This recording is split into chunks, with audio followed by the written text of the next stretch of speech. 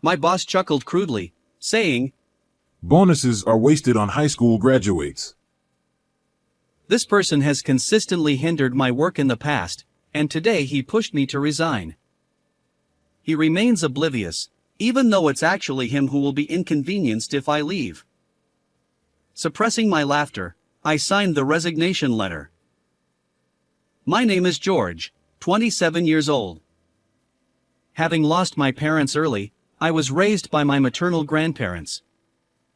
After graduating from high school, I joined a company that develops and sells pet food. It wasn't a large company, but they actively hired people like me with a high school education. However, 5 years after I started working there, the research department developed pet food specifically for senior cats and dogs. The product gained popularity, and the company experienced rapid growth. As a member of the sales department, I became incredibly busy, running around to meet with clients every day. With the company's expansion, the number of job applicants increased, and high school graduates like me became less common. Compared to my college-educated colleagues, I lagged behind in terms of education, and I struggled with tasks that required intellectual effort. Consequently, it wasn't uncommon for highly capable college graduates who joined after me to get promoted ahead of me. But I do love this company. I murmured while feeding my grandparents' elderly cat with our own brand of food. Thanks to our company's pet food, my cat remained lively even after turning 15. Even though I can't seem to get promoted, I still want to continue working at this company. Despite not having an impressive educational background, I work as a salesperson who relies on my own efforts. However, Jack, our department head who was headhunted from another company a few years ago, seems to dislike my approach. Initially, he worked in the materials procurement department, but when a vacancy opened up for the sales department's manager position, he was transferred from materials procurement. Jack, with his impressive educational background, seems to take pride in it. Consequently, he disapproves of me, a high school graduate, achieving decent results. I don't need subordinates without education. Can you transfer to another department? When Jack is irritated, he casually makes remarks like this to me. Although he's not always sarcastic, when he's in a bad mood, his snide comments can be quite harsh, so I try to avoid getting too close. Not only with me, but he also tends to be sarcastic toward others who don't meet his high standards. It seems I'm not the only victim of his behavior. One day, it happened. I did it. We're close to finalizing a contract with a major corporation, I exclaimed, and the sales team congratulated me with smiles. This contract with the company has been a long-awaited opportunity, and now, finally, discussions have begun toward formalizing the contract. Although it wasn't the official stage yet, we needed a few more meetings. But at this rate, we could push through to contract completion. I'll do my best to take it all the way to the final agreement, I declared, encouraged by my colleagues' supportive smiles. However, Jack looked at me with an inscrutable expression.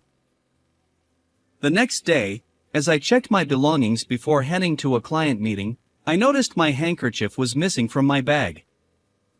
More small items disappeared, making me suspicious. Then, my wallet vanished. Panic set in.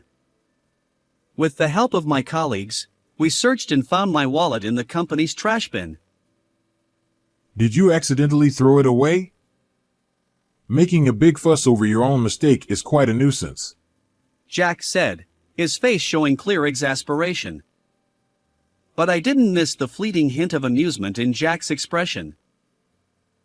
It seems like Jack might be the culprit. That split-second twisted smile made me suspect as much. Since that day, Jack's harassment has only worsened. Finish this task by tomorrow. But it's already past working hours. Are you defying me? He glared at me sharply. Even though I was getting ready to leave, Jack piled a massive amount of work on me. I end up working overtime almost every day because of this. Even when I complete my tasks diligently, Jack doesn't offer any gratitude. Instead, he calls me out for minor mistakes and scolds me relentlessly. Some sympathetic coworkers tried to intervene, but after Jack's threatening words, no one dared to help me anymore. It seems you want to experience the same fate as this person. He sneered. Since then, I've been on my own. While enduring Jack's snide remarks and reprimands, I continued negotiations with the well-known corporation. The contract was substantial, requiring thorough preparation. However, on the day of our final meeting, disaster struck. I don't have the handout materials for the presentation. I realized that the carefully prepared distribution materials were inexplicably missing from my bag. Smirking, Jack approached me. Oh, were those important? They seemed so shoddy. I mistook them for trash. Stunned, I listened as Jack continued. This might ruin the contract. Besides, a significant deal like this was probably beyond your capabilities anyway. Did Jack prioritize harassing me over the company's success? Suppressing my anger, I ignored his gloating expression and rushed out with the materials I had. Fortunately, a nearly identical PowerPoint presentation. Although I initially created it in PowerPoint, I had remade it in print format for better readability. In the end, we successfully navigated the final meeting, and the contract was signed. This might lead to a promotion. With the bonus coming up, maybe I'll treat my grandparents to dinner. Jack grumbled while reluctantly acknowledging my achievement. However, a week after finalizing the contract, on the eve of bonus payment day, I arrived at work feeling excited. But as soon as I got there, Jack summoned me. He accused me of embezzlement, claiming that I had secured a contract with another company at an unusually low price and pocketed the difference. I haven't done anything like that. I protested. Jack responded. We have substantial evidence. If this gets out, you'll be fired for sure. But if you sign the resignation letter now, I'll take responsibility and cover it up. You're a criminal for embezzlement, but you're also the one who secured the deal with the major corporation. With that, Jack handed me a prepared resignation letter and my salary statement.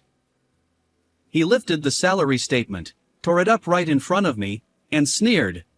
Bonuses are wasted on high school graduates. Then he chuckled crudely. I never embezzled anything. The evidence Jack showed me was cleverly fabricated but entirely baseless. He must have prepared it to discredit me. And Jack, seizing the opportune moment on the eve of bonuses, lured me into this trap. I knew he disliked me, but I never expected it to go this far. After you leave, I'll take over as the person in charge of that contract. Rest assured, I'll handle it responsibly, so go ahead and quit the company. It seems that Jack's intention is to take credit for my achievements. Can there really be people in this world who do such unbelievable things? Faced with this shocking reality, I couldn't help but feel like laughing. However, if I laughed here, Jack would probably consider me abnormal. Is it okay for me to leave today? Yeah, you can quit today. Understood. I'll sign the resignation letter. Seeing me trembling as I tried to hold back my laughter, Jack misunderstood my agitation as frustration. With a cheerful demeanor, he offered me his pen. You can borrow my pen. I returned to my desk, signed the resignation letter, and quickly packed my belongings. While other employees looked surprised, I didn't respond to their expressions.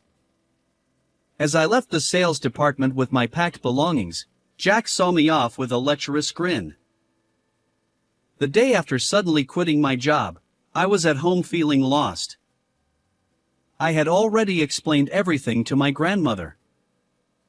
My grandfather scolded me, wondering why I hadn't consulted with him. As for Jack, it was my problem, and it wasn't uncommon to be disliked by someone at work. So, I decided not to make a big fuss and didn't consult anyone, neither my coworkers nor my family. I never expected Jack to go so far as to force me out like this. In hindsight, maybe I should have followed my grandfather's advice and talked to someone. But now it's too late. I need to find a new job.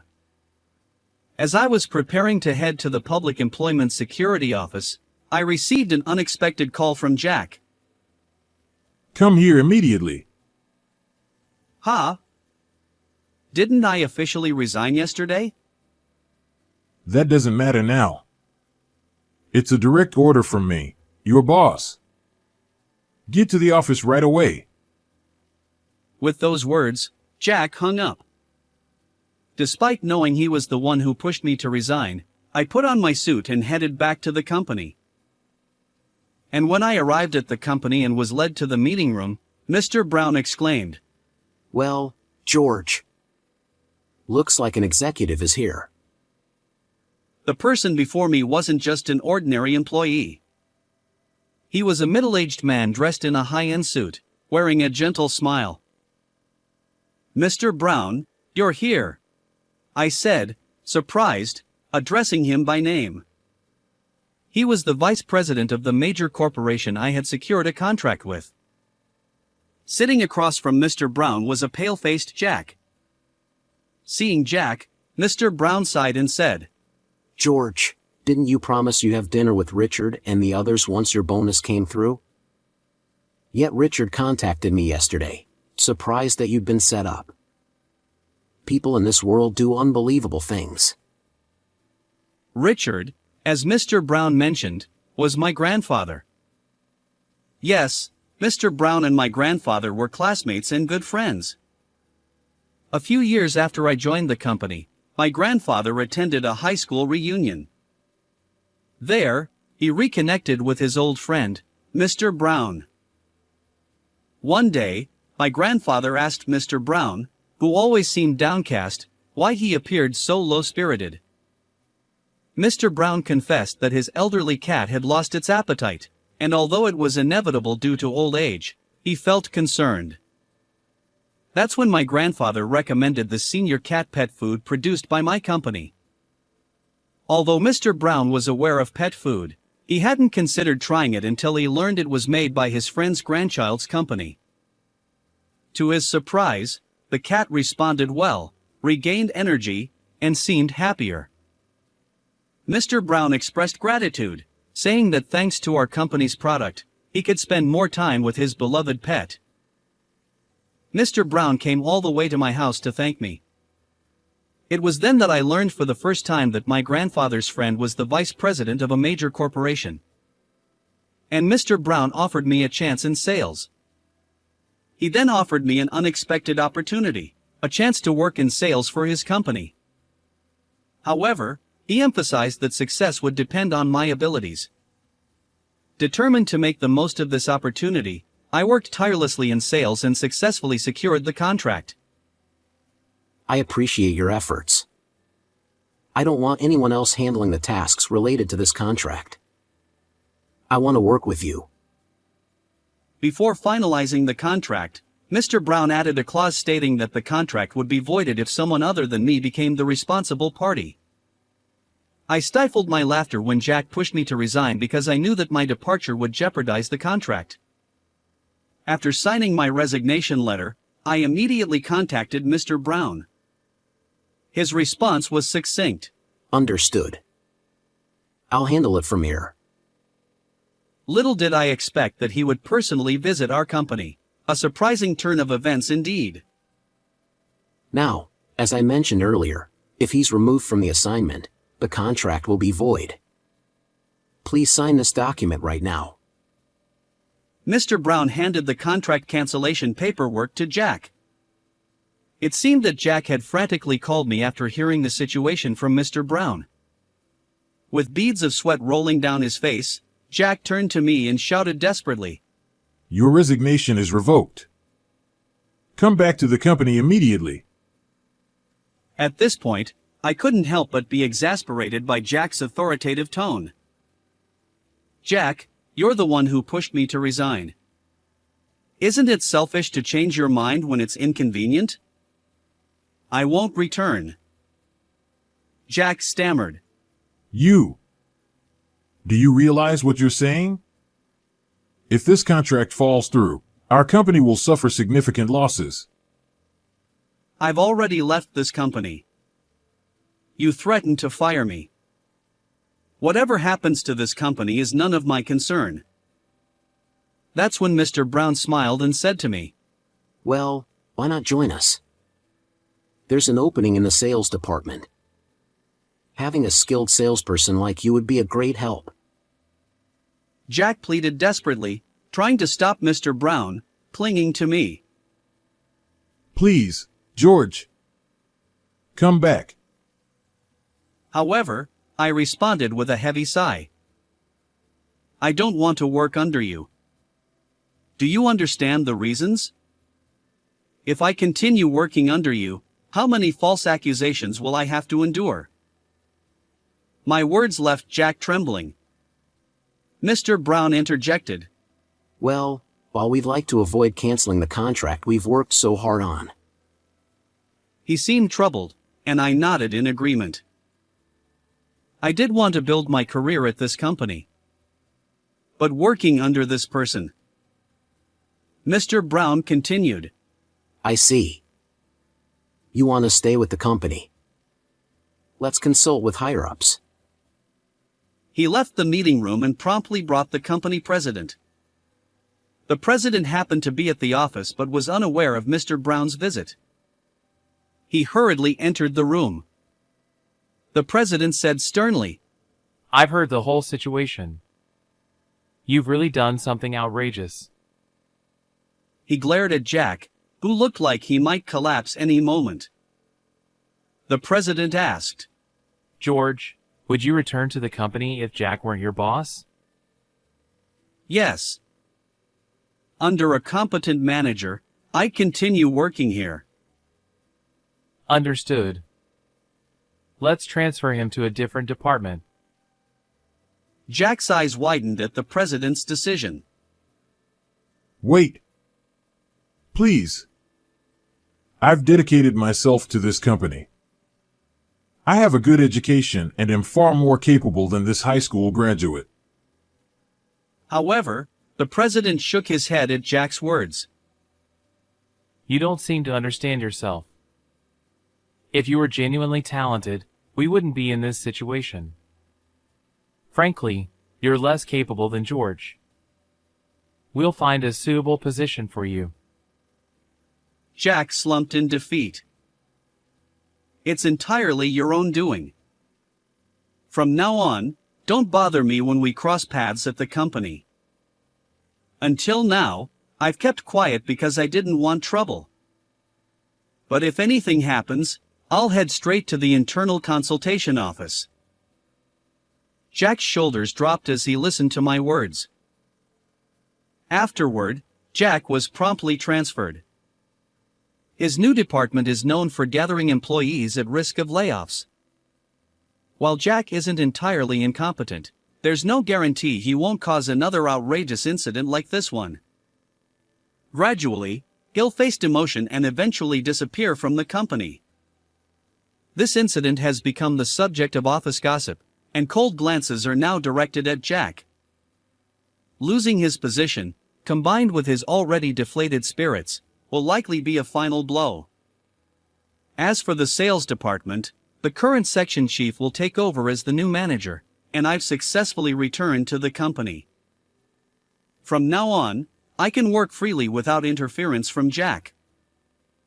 How did you like this video? Please subscribe as well. Let's meet again in the next video.